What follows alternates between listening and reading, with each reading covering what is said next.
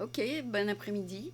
Nous avons aujourd'hui avec nous Véronique, que j'ai rencontrée à French Morning. Non, French, Au Salon de au l'éducation, salon lors de d'éducation la Bilingual, organisé par French Morning. organisé par French Morning. Ouais. C'était super cet événement. Euh, je crois que tu étais là-bas l'année dernière. Alors j'étais là aussi l'année dernière en Ok. représentation et ça permet de rencontrer les écoles, de rencontrer les parents et d'avoir un contact et une ouverture sur ce qui se fait. Ouais. Il y avait Euh, surtout des Français. Il y avait l'année dernière, c'était beaucoup plus mixte. Il y avait américains et français. Cette année, c'était très français. Ouais. Ouais, ouais. Ouais. Et il y avait plus de monde l'année dernière, n'est-ce pas? Il y avait plus de monde l'année dernière, mais en raison des conditions météorologiques. D'accord, mais moi je suis partie vers midi et demi. Est-ce que les gens sont arrivés l'après-midi? Non, parce que pour des raisons, Ah oui, il y avait les incendies à l'époque. et donc ça a ralenti. Et ça a ralenti l'activité, mais ça a permis aux professionnels de se rencontrer et surtout ça a permis d'échanger et nouer des contacts. Et d'ailleurs, c'est ce qui s'est passé puisque le fait qu'il y ait moins de monde sur le salon m'a permis Mhm. de discuter avec les écoles françaises, Mm. avec des écoles américaines. Ok. Et est-ce que ça, donc ça valait la peine pour toi d'y aller? Moi, ça a été véritablement bénéfique parce que on a pu discuter, j'ai pu discuter avec le consulat de France pour mener à bien des projets qui me tiennent à cœur, Mhm. et notamment de monter des ateliers culturels Mm. en partenariat avec le consulat de France et puis le ministère de la Culture, Ok. et puis de prendre contact avec les écoles françaises. Le consulat est venu. Le consulat est venu, oui, poser des questions. Ouais. Puisque nous faisons des cours de français pour les individuels, nous faisons des cours de français pour des mini-groupes, mais surtout nous faisons des interventions dans les écoles Mm. sous forme d'ateliers culturels qui sont clés en main Ouais. sur n'importe quel sujet, histoire, géographie ou actualité, Ouais. ce qui permet en fait aux écoles de traiter des sujets pour lesquels les professeurs n'ont pas forcément le temps de rentrer en profondeur, et nous sommes là en intervention rapide. Je sais qu'à New York, il y a un support pour les organismes bilingues. Est-ce que vous avez pu obtenir ce support? Enfin, il y a le- Non, pas le- encore. Ah bon, C'est la raison pour laquelle justement je suis rentrée en contact avec le consulat de France d'accord. pour développer, que ce soit en Californie, Le voilà, même la même support. chose, voilà, mais de l'autre côté des États-Unis. D'accord. Donc peut-être que c'est parce que là-bas, vous avez à New York euh, non seulement le consulat, mais aussi ça s'appelle l'ambassade. Ça s'appelle l'ambassade, oui, oui, tout à fait. Alors, il y a Donc l'ambassade a mis tout le budget sur New York? aucune idée. Là, j'en ai pas la moindre idée. C'est l'idée des ateliers culturels sortent tout droit de ce que j'ai envie de faire. Ouais. Et j'ai trouvé ça intéressant. Je suis déjà en contact avec les écoles françaises, je suis déjà en contact avec des écoles américaines qui Mhm. sont fortement intéressées par le projet et de venir en support et en renfort de ce qui se fait déjà dans les écoles. Ok, ok. L'idée, c'est d'emmener ce qui se fait en France, Oui. que ce soit les expositions, l'actualité, et de ramener tout ça, mais en Californie et dans la Bay Area. D'accord. Mais est-ce que tu auras un mot à dire sur l'allocation des fonds du consulat sur ce genre de projet? Je n'utilise pas les fonds du consulat du tout. Pas du tout. Mais pas du tout. Je ne demande pas de fonds Du consulat. du consulat. Je demande à ce que je sois aidée dans les rapports avec les musées. Donc Mm. je suis déjà en contact avec les musées, mais c'est pas évident en tant qu'individuel. Donc la seule chose que je demande moi, ce sont les rapports, ce sont les dossiers pédagogiques, ou en tout cas ce qui existe, les mallettes pédagogiques qui existent déjà dans les musées, et de les ramener ici, de faciliter la communication. Je ne demande pas de budget, je demande vraiment qu'on me facilite la mise en relation avec les personnels compétents. D'accord. Donc quand tu dis les musées, il y a des musées ici que tu veux contacter ou Alors, c'est autre chose? je suis déjà en contact avec plusieurs musées en France, Ah, en France. voilà, en France, qui possèdent déjà des dossiers pédagogiques particulièrement riches bon. mais qui sont développés que à destination des Français sur le territoire français et qui ne profitent pas à la communauté française de la Bay Area ou même aux États-Unis. Et donc l'idée, c'est de rapporter ce qui existe déjà, de le développer à destination des francophones Ok. et de le mettre à disposition à des enfants qui n'ont pas l'opportunité d'aller en Europe pour des questions budgétaires Oui. ou qui culturellement n'ont pas pris connaissance de ce qui se passe en Europe et donc de transformer ces supports à destination de ces enfants. Ah, d'accord. Donc, tous ces sujets de musée Ouais. qui sont très culturels, tu veux Ouais. les amener aux États-Unis. C'est exactement ça, c'est le musée chez vous. C'est le musée chez vous. C'est le Ah, ça- musée chez vous, ce sont les expositions chez vous. Et c'est découvrir le monde, mais on sait très bien que ça demande un certain budget ou du temps pour les parents. Et là, c'est faciliter cette communication et cet apport culturel directement à la maison.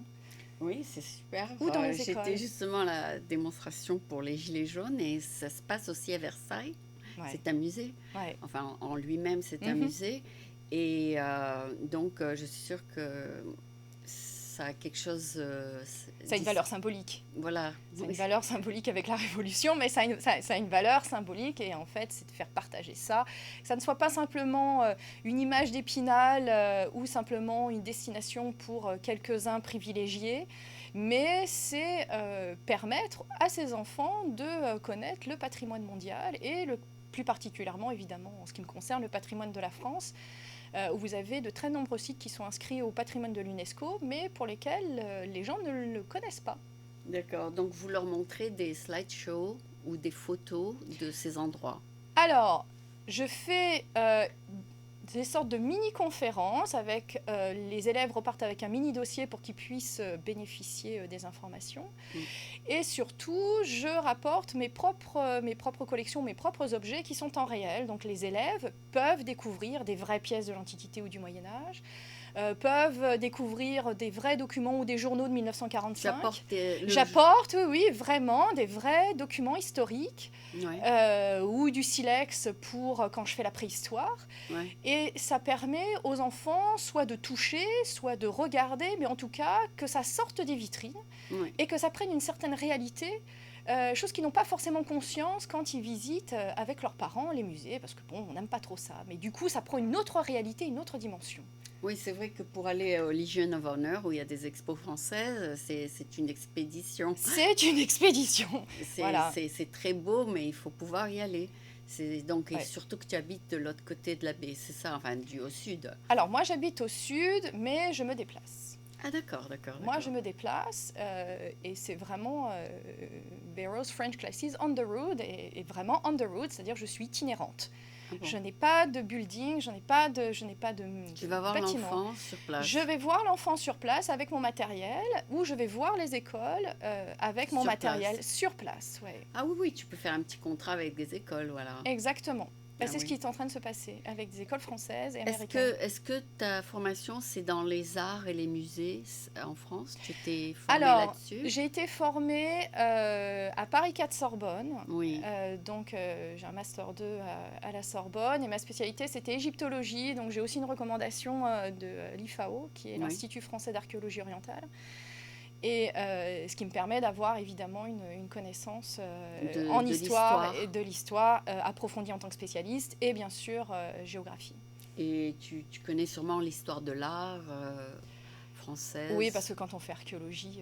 vous allez découvrir ça. Tu Oui. as découvert des trucs au sous-sol toi-même quand tu as fait des recherches? Alors, personnellement, je n'ai pas mené de chantier de fouilles. En revanche, il faut savoir que même quand vous êtes archéologue, 90% du temps se passe en bibliothèque. On est loin des fouilles en réel. Ça se passe, vous avez des fouilles qui sont enregistrées dans des rapports et ensuite, eh bien, c'est le décortiquage Donc tu as de fait ces ça, fouilles. tu as fait un peu de ça. Ouais. Ah, donc Voilà. t- Donc je Là. sais de quoi je parle quand je parle à mes interlocuteurs. ouais. Je visualise parfaitement De quoi comment il s'agit. Ouais, comment tu as découvert tout ça? Voilà. Ouais. Ouais. Donc tu as visité, je suppose, toi-même les grands musées de Paris? Alors, les grands musées de Paris sont connus par cœur, à l'étage près, à la pièce près. Ah oui, tu Ouais, les ouais. connais? Ben, on finit par les connaître par cœur. Ouais. Et puis après, j'ai eu l'opportunité de me déplacer à travers la France et puis à travers l'Europe. Et de voir les châteaux, tout ça. Et de voir les châteaux et de voir en réel Éphèse et de voir en réel l'Andalousie et de voir en réel et de toucher de manière concrète. Ouais. Et c'est totalement éblouissant. Mais quand tu enseignes aux Américains, je parlais à un Américain aujourd'hui en face du consulat, il m'a dit, mais la plupart des Américains ne savent même pas où se trouve la France. Oui, J'ai c'est dit, vrai. donc c'est vraiment l'ignorance à fond dans la géographie ici. C'est-à-dire, ils ont entendu parler du mot France, mais dis-leur où c'est situé, je sais pas, quelque part dans le monde. Tu leur enseignes où c'est? Oui, bien sûr. La Oh, première chose qu'on commence quand on fait un cours de français, c'est de leur montrer la carte. où se trouve la France et où se trouvent les pays francophones. Ah bon. Et c'est à cette occasion qu'ils découvrent que le France. français est la 3e langue la plus parlée au monde. C'est vrai? Ouais, Je croyais que c'était la 5e. Ah ouais, c'est peut-être ou 4e, mais Ouais, c'est ouais. en plein développement, notamment en Afrique. Ah bon. Ouais, vraiment. Et pour ces raisons-là, la première chose que vous faites, c'est une carte. Ouais, c'est une carte de géographie et les continents. Et donc j'assume que ces enfants apprennent le français. Ouais. D'accord. Ils ont des parents franco-américains. Non, pas nécessairement. Ah Vous bon. avez tous les cas de figure. Vous Ah bon. avez, alors évidemment, les parents français ou francophones qui sont dans la Bay Area. Ouais, Vous avez des couples mixtes, ouais. mais vous avez des francophiles, donc des Ouais. Américains véritablement amoureux du patrimoine Ouais. et qui souhaitent partager la langue, mais surtout la culture française ou la culture francophone. Avec leurs enfants. Avec leurs enfants, ce qui donne des sujets de conversation particulièrement intéressants, Ah bon. puisque du coup, on est ouvert sur la culture, sur l'art, sur les échanges, et ça ne s'arrête pas simplement à une simple leçon de grammaire ou de texte, comme on peut le voir parfois, mais une véritable ouverture sur le monde, et ça donne des choses très intéressantes. Donc j'assume que ton cours est en anglais. Le cours est soit en anglais, mais forcément, et en français, ou alors exclusivement en français, quand évidemment La personne parle bien. La personne parle bien français, bien sûr. Donc tu ajustes ton cours d'après l'audience, enfin d'après la Elle personne est que taillée tu sur mesure. Elle est exactement taillée sur Elle mesure. est taillée sur mesure en Ah ouais. fonction de l'âge, en fonction du niveau et en fonction des capacités de l'enfant. Mhm. Donc, Et quand tu dis l'enfant, ça peut être jusqu'à quel âge? on va jusqu'aux adultes. Donc, Ah des bon. petits de la maternelle jusqu'aux adultes. Donc, je me fais aider par mon équipe. Oui. Et j'ai une DIN anglo donc, qui est spécialisée pour tout ce qui est anglophone. Donc, on a taillé sur mesure des cours pour débutants, pour des Américains. Ah bon, d'accord. Donc ce sont quand tu dis pour des Américains, tu vas tout. À vraiment débutants ne parlant pas un seul mot de français et on commence par apprendre à dire bonjour. Ah bon. Donc on va vraiment, soit on a ce cas de figure, soit l'autre cas de figure, ce sont des enfants qui sont francophones Oui. et qui Comprennent un peu. qui comprennent un peu et qui apprennent à lire ou qui apprennent... alors après, on a tous les niveaux possibles. D'accord. Donc tu as en général 1 ou 2 par classe. Alors, j'en ai soit 1 ou 2, soit j'ai une classe entière quand c'est une intervention en école, Oui. soit quand nous sommes en école américaine. Ouais. Puisque Donc, tu j'ai vas aller ouvert, voir. voilà, j'ai ouvert une classe d'apprentissage de français. Alors à ce moment-là, les étudiants sont un peu plus nombreux. Super. Et tu as commencé ça quand? Alors la création de ma société en février 2017. Ah, c'est récent. C'est très récent, mais dès que je suis arrivée, quasiment, j'ai enseigné en français ici. Ah, d'accord. Tu étais dans une école française. Toujours en itinérante. Toujours en terrain. Toujours en itinérante, oui. D'accord. Tu n'étais pas enseignante dans un lycée français. Non, j'ai refusé parce que ça ne correspondait pas à ce que je voulais faire. Et ils ont leur propre curriculum, alors que toi, tu voulais ton curriculum. Le curriculum est basé sur celui de l'éducation nationale française, puisqu'il y a un objectif bien précis. Moi, je souhaitais être en complément et apporter un degré culturel que vous ne pouvez pas faire en classe parce que le temps leur manque. C'est aussi simple que ça. Eux font les mathématiques, les sciences, le français, etc. Donc ça répond vraiment à un cursus. Alors que là, je fais toute la partie culturelle, art et apprentissage du français, mais au sens global. D'accord. Littérature, et on ouvre véritablement. Oui, oui, au lieu d'apprendre, disons, tous les mots de la cuisine ou tous les mots du parc, toi, tu leur apprends tous les mots de la culture, de l'art ou de la culture. Alors, on y passe. Hein. Vous passez partout. On en passe partout, c'est obligatoire. Le D'accord. vocabulaire, j'ai trouvé dommage que le vocabulaire ne sorte pas soit des contes, soit de la littérature. Donc, on fait le vocabulaire courant. D'accord. Mais évidemment, on fait du vocabulaire approfondi à différents niveaux. On fait Ouais. même du vocabulaire familier parce que ces enfants-là, quand ils rentrent en France, ne comprennent pas forcément ce qui se dit. Ah bon? Donc on a les différents niveaux de langage, que ce soit du familier, du courant et du soutenu, Mhm. ce qui permet d'appréhender toutes les situations. Ok.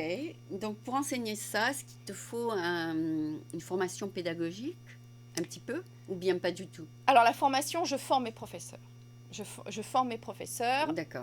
Je cherche des profils qui sont polyvalents, C'est-à-dire qui ont déjà enseigné? soit qui ont déjà enseigné, soit des gens fortement intéressés par la culture ou par tout leur parcours scientifique ou tout ce qui peut se voir. Mais pas simplement un parcours tracé tout droit. Mhm. Ce sont les gens polyvalents, généralement, arrivent à passer d'une culture ou d'un domaine à un autre sans aucune difficulté, sans se poser de questions, sans être enfermé dans des carcans.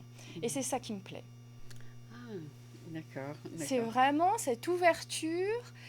Quand vous faites de l'archéologie, vous faites des sciences, vous faites du langage, vous faites de la traduction, vous faites de la linguistique, vous faites énormément de choses.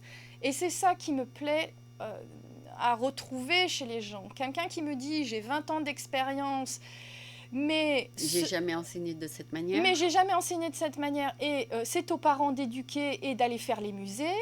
Ouais. Clairement, je leur dis non. Vous pouvez le faire vous-même, ouais. Parce que les enfants, les parents n'ont pas le temps et les enfants ne demandent que ça. Ah bon? Il y a une magie quand j'apporte le matériel ou quand on leur fait voir une autre dimension. Ouais. Il y a une étincelle dans leurs yeux.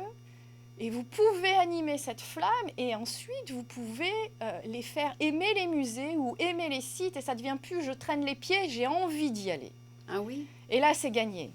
Ah d'accord. Quand tu dis ils aiment les sites, tu leur montres des sites web où ils montrent tout ça? Je monte des reconstitutions 3D, on fait Oui. la comparaison avec des vraies photos, la Oui. reconstitution 3D. Oui. On apprend les différentes techniques de peinture, on regarde un petit peu comment c'est et ils découvrent des choses pour la première fois. Ils deviennent acteurs et non plus spectateurs dans les galeries des musées et ils comprennent ce qui se passe. Ah d'accord, d'accord. Et donc tu pratiques sur ton fils un peu, c'est ça? Parce qu'il était là avec toi. Est-ce qu'il est ton meilleur Oui, parce que quelquefois, je réajuste en fonction de ses réactions. Oui, ça D'accord. m'arrive. Ouais. Et puis, ils ont un œil qui est très intéressant parce que comme c'est un œil innocent, Ouais. quelquefois, ils voient des choses que nous n'avons plus l'habitude de voir puisque nous sommes devenus spécialistes. Mais à force de se spécialiser, nous ne voyons plus l'innocence de certaines choses. Oui, oui, là, il m'a vraiment surpris quand il m'a dit est-ce que je peux voir. Après, j'ai dit mais celui-là, il n'a pas compris ce qui se passe ici. Non, Il dit, non, non. Oh, non, non, bien sûr. Mais ça c'est va. très intéressant, très intéressant. Quand Ouais. vous confrontez les enfants, C'est surprenant, c'est ça? c'est surprenant et il s'en passe des choses et avec une maturité qui est bluffante. Oui, oui, oui. Des fois, ils disent des trucs et tu dis mais c'est trop mignon ça. C'est trop mignon, mais ils ne passent pas à côté. Ah d'accord. Et ils ne passent pas à côté. Et quelquefois, ils voient des choses que vous perdez et que vous retrouvez parce que vous avez fait des études pour. Mais un enfant en bas âge Ouais. voit les choses. Ouais. Et souvent, Il n'a pas les autres choses dans sa Mais tête. non, il n'est pas pollué parce que ces œuvres d'art étaient bien souvent destinées à des gens qui ne savaient pas lire. Ah bon, ah bon. Et donc les petits, Ouais. finalement, décryptent très bien ce que nous ne voyons plus parce que justement, nous recherchons des choses compliquées. Et cette innocence et le fait qu'ils ne sachent pas forcément lire, bon, mon fils évidemment a 9 ans donc il sait lire, mais les tout petits finalement arrivent à percevoir des choses parce que initialement, soit ces œuvres ou soit ces vitraux, etc., ou autre chose, c'était par des gens qui ne savaient pas lire. étaient destinés à des gens qui ne savaient pas lire. Et vous le retrouvez puisque ces enfants ne savent pas lire. Donc la seule communication, en tout cas le seul élément qu'ils ont, c'est eux qui captent. C'est eux qui captent et qui ont les indices visuels. Très intéressant. Oui, alors tu peux les enregistrer de temps en temps parce que ça doit être trop mignon tout ça. Oui, c'est adorable. Oui, tu as un tape recorder, non? Bien. Alors, je ne le fais pas, mais c'est vrai que c'est très très intéressant. Oui, je peux venir filmer un petit peu pour voir comment c'est un jour. Bah, si tu le fais à San Francisco, hein, parce que je ne vais pas me déplacer. Mais tu viens de temps en temps à San Francisco? Alors, pas particulièrement, mais on peut éventuellement organiser quelque chose. Mais c'est... Parce qu'on a 5 écoles bilingues ici, enfin, de plusieurs niveaux, quoi. Alors, je suis en communication avec le lycée français. Oui, et l'école franco-américaine. Voilà, et donc à la première occasion, on peut tout à fait... Oui, il y a quelques années, j'avais invité l'école bilingue dans le studio. On avait un super grand studio. J'ai aussi invité... j'ai filmé plusieurs trucs au lycée, à l'école franco-américaine. Donc, c'est toujours rafraîchissant de voir les enfants, comment ils interagissent. Et les questions, ouais, bien sûr, qui les accompagnent. Très, très Donc, intéressant. ça rend ta profession très, très intéressante et très, très intéressante. C'est une joie, oui, c'est une joie au quotidien. Il y a peu de monde qui sont... c'est un privilège. Voilà, donc non seulement c'est une profession, mais aussi pour toi, c'est un plaisir. C'est un apport, oui, c'est un apport. Quand vous avez un enfant qui vous sourit ou qui a les yeux qui brillent, c'est gagné. C'est gagné parce que ça veut dire que vous avez réussi à transmettre quelque chose qui n'est pas forcément évident. Ah, d'accord. C'est un peu l'innocence du Petit Prince. Vous pouvez le faire en maternelle, c'est ce conte qui est absolument merveilleux, comme vous pouvez le faire à l'université. C'est vrai. Et cette histoire de Petit Prince, finalement, c'est un petit peu ce qui se passe dans nos classes. J'ai dessiné un éléphant, mais personne ne voyait un éléphant, tout le monde a cru que c'était un chapeau. Et c'était un peu ça. Et du coup, mes parents qui voulaient que je fasse des choses très sérieuses, qui voyaient un chapeau et pas un éléphant, m'ont dit tu dois faire des choses très sérieuses. Et j'ai abandonné finalement cette idée de dessin. Et bien, c'était à peu près la même chose. C'est-à-dire que ces enfants et la communication que vous avez vous permettent de découvrir, à l'instar de ce que vous voyez, comment on voit les choses. Et c'est un bonheur indescriptible. Ben, je suis très contente que tu as découvert une activité qui est si fascinante parce que c'est pas tous les jours qu'on travaille avec des enfants. Donc, quand on travaille toujours avec des adultes, ils pensent comme des adultes et nous aussi. Et puis, quand tout d'un coup, tu as quelqu'un qui a une autre perspective sur les choses, c'est très, très, très intéressant. Des fois, c'est dur. Hein. Ouais. C'est dur parce Pourquoi c'est dur? Parce qu'on arrive en programme after school et que... on est là au départ comme la maîtresse qui vient après l'école, donc c'est l'école après l'école. Et notre travail à nous, c'est d'aimer cette école après l'école et de faire découvrir des choses qu'ils n'auraient pas vues ou qu'ils ne voient pas directement dans les écoles. Ok. Et combien de cours, disons, que tu donnes à un enfant, disons, de cet âge-là sur la photo, tu lui donnerais peut-être 5 cours, c'est un package, c'est ça? Alors, ces enfants-là, je les vois tout au long de l'année et généralement, c'est 1h30, 2 heures par semaine. Ah, c'est beaucoup. Et 1h30, en 1h30, 2 heures par semaine, on peut faire les programmes et on peut faire beaucoup de choses. Mais ça implique que vous ne suivez pas soit un livre, soit une ligne, encore une fois, toute tracée. Ça veut dire que nous refaisons entièrement les leçons. À ton itinéraire. à mon itinéraire, mais aussi en se préoccupant de ce qui se passe autour et du programme de l'éducation nationale, puisque c'est des enfants qui, quelquefois, sont amenés à revenir dans le système français quand il y a des retours. Donc, nous sommes vigilants à ça. Oui. Mais ça veut dire que toutes les leçons sont retravaillées sur ce format-là pour passer les programmes et apporter justement la richesse culturelle en plus. Donc, mais tout est retaillé. Ok. Est-ce que toi, tu es familière avec le curriculum Oui, il est connu par cœur, oui. Tu le connais. Oui. Donc, tu sais ce qui se passe parfaitement en 8e grade ou en 11e, je sais pas. En CM1, CM2. Oui, voilà, bien sûr. Tu sais bien ce sûr, qui se passe. Bien sûr. Jusqu'à le bac, oui, bien sûr. Oui, tu sais ce qui se passe. Oui, bien sûr, bien sûr, bien sûr. Vous ne pouvez pas ignorer. Enfin, vous ne pouvez pas... Bypass. Non, c'est très important d'être connecté. Mais le fait d'être connecté, vous en retirez les concepts qui sont développés dans l'année. Oui. Vous retravaillez, nous retravaillons en équipe les concepts pour les adapter au format d'1 heure ou de 2 heures par semaine. Et tout ça, ça a été... Donc c'est des heures et des heures. C'est toi qui as design le programme. Oui. C'est toi. Ouais. C'est toi qui as tout fait, quoi. Enfin, ça c'est pour les enfants de 6 ans, ça c'est pour les 10 ans. C'est des heures et des heures de préparation. Ah bon? C'est des centaines d'heures de préparation derrière, parce que ça veut dire être en communication avec les musées, ça veut dire réadapter les formats aux heures, aux peu d'heures finalement que nous avons, ça veut dire les rendre intéressants et en même temps raccrocher avec le programme français. Donc ça veut dire que vous ne pouvez pas utiliser une ligne droite ou des manuels tout préparés, ça veut dire qu'il faut tout retailler en fonction des élèves. Ah bon, d'accord. Ok, Véronique, je suis sûre qu'il y a plein de choses à dire là-dessus, mais on va essayer de faire la partie en anglais maintenant. Oui. Et si tu veux faire plus de détails là-dessus en français, on pourra le faire un jour. Donc, we're going to switch now to the English version. Sure. So, since we don't know what Vero French class on the road is, well, it's self-explanatory. It's in French, right? This is in French, and this is on the road. On the road, so it means that I'm going everywhere. With your suitcase? With my suitcase, yes. Full of pictures or documents? With my original document, or with my book, or with my lesson. Okay. So I'm going. Do you teach mostly art? I teach art, I teach science, literature, history, and geography. Okay.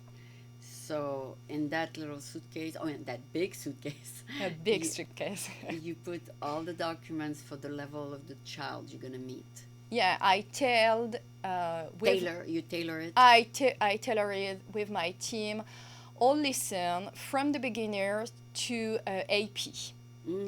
So we are able to follow the student. So we take care about exam in French. Yeah. Because this is the goal for most of students. Yeah. And we pay attention about that. Okay. So when you say your team, sometimes you go with a teacher? So I have 2 teachers and 1 dean for English people. Oh, okay. English dean. Okay. So she's very specialized for the English people. Yes. But we work together, and we have a big communication together to be sure that all students making some progress. So your English is pretty good now. You've been here 2 years, right? I mean, you learn by now since you have a French. I learn with my student. It's very interesting because the student learn French, but when the student learn French, they need translate in English and in French. Yeah. So when we do the vocabulary, you learn. I learn too. So it's very important to us that we can translate, and it's very interesting experience for that. Do you speak to your son in French or in English?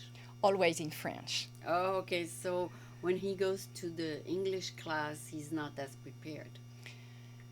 He is perfectly bilingual. So he was in a French American school. So I'm very happy about that. So it's half French, half English. Yes. Now he's in American school and no problem with that. Really? Really.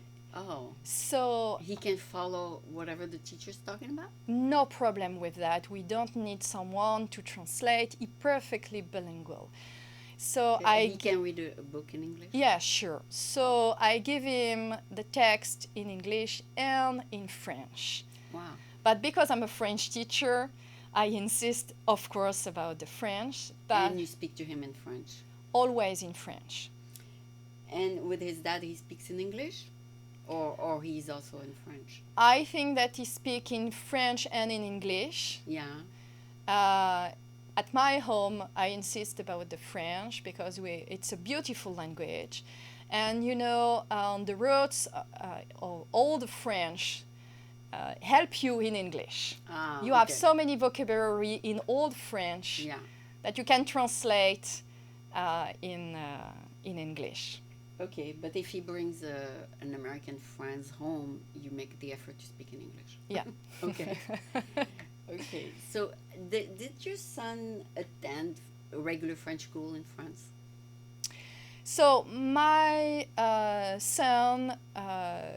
Or did he get formed in America? No, he did everything in America because we came a long time ago. Yeah, okay. 6 years ago. Okay, so that's he why. Was too young to even touch the. He just know the French system only 3 months when he was 2 years old. Okay. So a pretty short experience. So he's pretty much Americanized. Yes and no. Oh, okay. Because when we're coming back in France, I want that he see everything in French, but not only the family. I want that he see the Louvre or something. Some museum, for example, we have visited a prehistoric cave. You took him there. Yes. Oh. So it becomes magic. So in Dordogne, you for real. You have, if you're very motivated, you can visit the last prehistoric cave and you show what is this for real. And it's there. It's real. there. You it's can real. touch it. No, you can't, Matt. No. But you see the mammoth or you see the lion for real. Really? And so the lesson become for real. So you can feel the history, you can feel what's happening here just a little bit. And after that, to prepare that, I do the lesson, but it's not the classic lesson. It's about art. It's about how do you live. It's about being. Oh, okay. So that's a very nice experience. And I want that he touch this.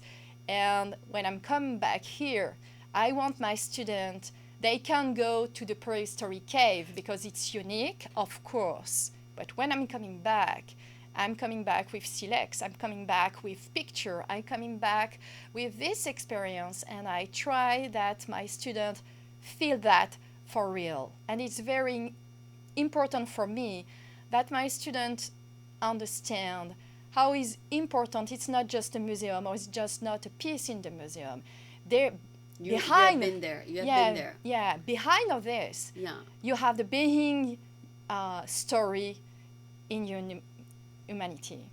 And so you have to spend all that money to go to these places and buy the slides and the pictures and everything. It's an investment, I assume, in the long term. It's an investment almost in time. Okay, because you're going to use it over and over again. Yeah, over and over because it takes your time all the time. Okay. So it means that I'm looking for all the time the last discovery, the last information, and to be sure that I update my knowledge and to be sure that the student have an access to this knowledge. I was thinking a 6-year-old might have a different interest than a 12-year-old. Yeah. So would they want to see more cartoons, or what do they want to see when they're younger? They don't want to see a painting of Louis XIV. They want to see something like more kids stuff. No? I I have the material from the museum, and when we do, for example, a puzzle, Yeah. when we do a memory card, Yeah. it's the not real thing? it's a real thing, so it's about a real piece of art. Oh. And I guarantee you that they It's love interesting. it. They do? Yeah, they do. Very interesting, and they manipulate the picture and The real painting or the real picture? the real picture, and with so the museum do this game, Yeah. produce this game for real. So I buy it, Mm-hmm. and my students play with that. Okay. What you buy that when you go visit the museum? Yes. Okay. So you can when you have the memory card, it's about for prehistoric, for example, you have two picture, but it's about the picture that you can find in the cave for real, and there are no problem. Mm. And because this art specific, it's not for the reader. You know, this picture is for somebody that they can't read. So the children have this innocence. They can understand the picture, and there are no problem. They love it. Oh, okay. They So really what love you're it. doing is awesome because in American school they don't teach geography and history until in the later years, right? Yeah, until I know. they are in high school. So while they're little, they don't know anything. They don't know what's going on in history or geography, no matter what country you're talking about. Yeah, They just learn math and English or French. That's it. and that's it. So you bring something that the school are not offering. Yeah, and I bring the workshop handsmade at school. So I add work in the preschool, and I want that they work about the 5 continents. But when we work about this, we work about art for real. For example, Australia, they do dot, dot, dot, dot with the real picture, with the real color. And the result is amazing. Really, really. But it's very it's sad because the students are able to work on the real art. They That's understand that. Of course, you can. finished product. Yes, you can't teach like if you are in university, of course, but they can feel it. They can understand. They can see the difference. We use the sense. Okay. So the flavor, listening, touch, Oh. and They cannot touch a sculpture, but Yes. they can just see the sculpture. yeah, but they can do the production of something, and Okay. it's amazing. The result always is amazing. When you see they can do something, you bring a little bit of coloring with you. Yeah, sure. Oh, okay. So they can kind of reproduce a little bit. Yeah, they reproduce. So you have the in black and white Yeah. a picture or a painting, Yeah. and they do with the colored, Wow. and they reproduce or they imagine, or you do in the same way. And So they use their art supplies a little yes, bit. and Okay. they can for the preschooler, of course. Yeah. For the older, They have to buy the supplies, whatever. yes, whatever, but they manipulate. They have the card, they have the map, they have the picture, and It might become a passion for them. yes, but for example, for Renaissance, Yeah. you use math to understand the painting. Wow. So, Raphael or Michelangelo, Yeah. if you don't understand that you have the math in the Yeah. painting, Yeah. you don't understand this painting. Okay. So it means that you have the triangle, you have the circle, you have the a straight line. Wow. So they learn all the shapes. so they learn mathematics when you do that this yeah. period. Yeah. They learn the word for it too. And the perspective and everything, but we use math. Mm. So we use math in geography, we use math or science for art. Yeah. And the reading of this material, Yeah. it's different. So it's making the difference between, I do only my teach with the book and that's all. Mm-hmm. And I try that they feel it and understand what's happening in this period for this painter. Oh, great. And are you an artist a little bit yourself? No, No. just Just teaching. just teaching and Okay. have the Maybe archaeology. your student is better than you then. I'm sure about that. I'm Oh, sure about that. Okay, so they might Yeah. be talented and do something more beautiful than what you can do. I'm sure, and we laugh about that. Oh, We okay. have a sense of humor about that. It's funny how some kids you don't have to teach them anything and they just awesome. I mean, they just born with it. Like they had the previous life where they were Yeah. artists, and then it comes naturally to them. And some kids, the parents push them to be artists. They give them all the supplies, and they can't do it. No stress.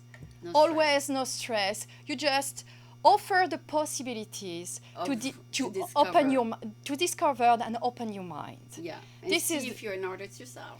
Some subjects working, Yeah. something it's not working. Or for example, we have doing Japan. It was beautiful. We have done another topics and it doesn't work. Doesn't matter. They know that it exists. And perhaps after, during their life, Yeah, they discover it they again. discovered that they know that it's here. We just put a seed and offer the possibilities and That they- open your mind. Yeah, it will happen later. Of course. Yeah. So that's good. So nobody in your family is really an artist. It's just that you like to learn about it. Yeah. And you were an archaeologist yourself. I'm not archaeologist, but I learned archaeology in my university. Okay. So Which university is that? La Sorbonne. Ah bon? So They learned that in La Sorbonne? they learned that in La Sorbonne, and we was 12 students only in Egyptology. In that particular class. Yes, and we were going in the Louvre to discover the real monument and the real pieces. So we work on it. Is it true that it takes about a whole week to discover everything in the Louvre? From the top to the basement? It's impossible to discover everything. It's huge. Yeah, it's so huge, so interesting, and so you have. I can talk, of course, about the What's Egypt good? department. Yeah, but I mean, if you have to spend 10 days in Paris, you would have to go see it at least one day, right? Yeah, some parts they do. I know that do again Arabic department. In 2 years or 1 year ago. Wow. Yeah, I They think. Yeah, rebuilt it. they remove, they update information. That I like in the French museum is that they give an access to the children and to the people. They have knowledge in art or knowledge in history. Before, it was the specialist for the specialist. You know, it was boring to go in the museum because there are no animation, nothing, and just read the panel, go with your children, and it was a nightmare for everybody. So now it's become real. You have a communication between the people and the painting or the monument or what you want, Yeah. or the sculpture. So it becomes a communication. And the one we bring here is from the French Museum. I try to bring this feeling in the Bay Area for my students. So your message to the kids, whether they're young or old, is of discovery. Is discovery, open your mind. It's beautiful that you can find everywhere. Just give a chance to explain to you and play with that. And Yeah. So you basically you don't tell them you have to discover this or that. You let them discover on their own. yeah, sure. Something like that. Something like that. You show them pictures. We you show- propose. Yeah. And they play with this. Yeah. And sometimes we propose something, and the topic, they are very graceful for that, and they want to learn more. Ah, So, of course, we tailored our lesson, to what they want to learn. what they want to learn, and we adapt the message, and we continue. So And you take notes after each teacher what they want to learn. yes, Oh, of course, okay, of course, of okay. course. Because So I like that. It's So, very, very specific to the child. yes, very specific, and even for an adult. When Oh. you love it, it's easier for us to learn more about the topics. Hmm. You know, so we go and we inside in there. So To get, I mean, if it's an adult, they already had their own classes they took before or something. sometimes the adults have something in her mind, and you can change that. And our goal is, okay, you have one topic, you have one thing, but let us show more, Something else. something more, something that you can like or you can appreciate. You just propose. Just propose, or you can love. Okay. And we have a few sample or a few example about that. They don't think about that, but let us show you. Do you have a favorite art yourself? Do you like the Monet, or do you prefer the more classic, or do you have a preference? Antiquity, of course, and Egyptology, because it was because it was my specialization. So Egyptology. yeah, so I could translate hieroglyph. So I spent a lot of time. Oh, do you know the husband of Brigitte Bardot came here at the Sausalito Art Festival, and he sold 3,000 of his painting, replications of his painting, and people love it. I mean, I don't know. I mean, I wouldn't buy it, but some people have a taste for that. Yes. I did. It's beautiful. Yeah. And there you have an exhibit for the painting in Sausalito, or No. There is like 2,500 artists from all over the world at the Sausalito Art Festival, and there were about maybe 10 French ones. Okay. Yeah, one of them was Jacques Charrier, the previous husband of Brigitte Bardot, and he's an artist now. So it's fabulous because the artists are in the same time and the same place. Yeah. So it means that you can look the tendency. You can look exactly. So the painter who was painting in Paris was all brown and gray and black. The painter who came from the Côte d'Azur, all his paintings were yellow and blue skies and green grass. It was totally different colors. It's like you can tell they were from two different areas of France. But very interesting. Because that's what they see all day, and it's reflecting in their paintings. So yeah, where you from, it really influenced the colors that you're gonna pick when you paint. But yeah, like you said, it depends what you're exposed to all day long. What you're exposed, what you want, what you're looking for, what you want, not to do the same thing, but look the others. Yeah. Look the others. Look a painter from Paris, or look a painter from south of France. Mm-hmm. But look your work. Try to understand what they want to say to the people. It's very, very interesting. Yeah, I'm sure that now that you're going to keep on doing it, you're going to discover other things yourself, not just the student. And the other country. Yeah. This is the opportunity to feel it, to create something perhaps different after the Salon of Painting. Oh, yeah. You can also once in a while introduce a little bit of Japanese art or Chinese art. Yeah, I mean, there's different forms, right? They all have their own, how they should see things, love those little miniatures and stuff. They all have more details in some countries than others. Or the way you paint. Yeah, the way they're taught how to paint, yes. Yeah. So, yeah, this must be very fascinating.